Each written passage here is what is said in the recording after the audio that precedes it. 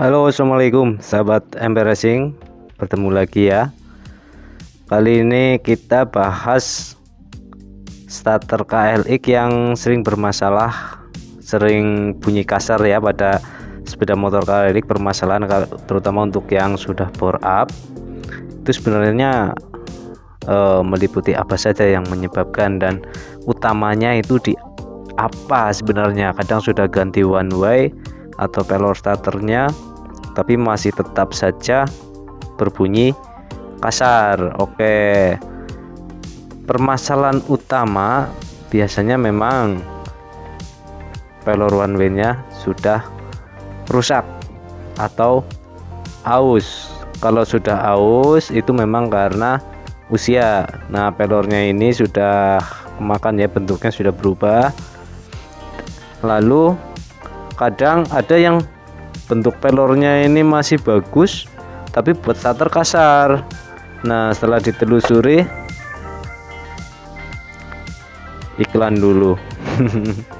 Setelah ditelusuri, ininya apa, begasnya ya, begas yang buat ngunci pelornya itu rusak seperti ini.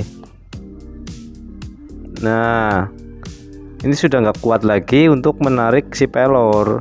Nah, sehingga pada saat berada di posisi ini, nah dia sudah tidak mencengkram kuat ya, paham ya. Sehingga ini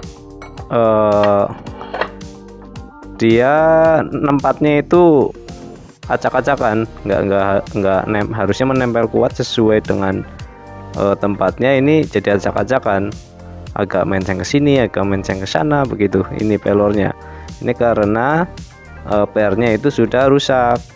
Tapi apa penyebab kerusakan per ini? Seharusnya yang rusak kan pelornya ini, aus, tapi ini kok diganti ininya rusak lagi. Pelornya masih bagus, cuman per-nya yang rusak, akhirnya buat starter kasar begitu. Nah, kita perlu cek untuk as di kruk asnya, tempat untuk bantalan, terutama untuk bantalan gigi starter yang besar ya. Jadi biasanya itu, nah kan gigi di sini, nah ini sudah clearance-nya terlalu besar. Itu sering di bagian sini kruk as KLX itu kemakan.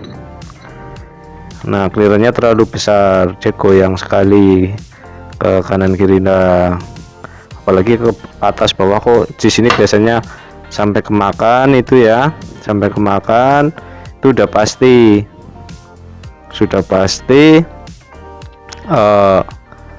membuat pelor starternya itu menjadi boros. Untuk memperbaikinya bisa dilepas kruk asnya, ditambah daging, tapi harus sangat teliti dalam pengerjaan bubutnya, harus benar-benar center pemasangan kruk asnya. Kalau misalkan sudah ditambah daging tapi untuk proses finishingnya itu, proses penyenteran kruk asnya nggak bagus di mesin bubut, sama saja bohong. Soalnya nanti di bagian giginya berputarnya itu tidak balance ya, tidak center, jadi bergoyang dia sebenarnya di sebelah sini. Itu sama saja nanti akan tidak sukses pada hasilnya. Kalau kau pengen cepat ya ganti kruk as. Itu kalau bagian as di bagian gigi starternya itu sudah termakan ya, seperti itu. Tuh, ini contoh yang masih bagus ini.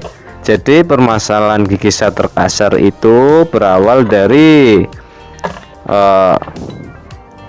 pelor starternya atau one way nya yang memang sudah aus. Tapi setelah itu kita cek lagi apakah betul bagian pelornya ini aus.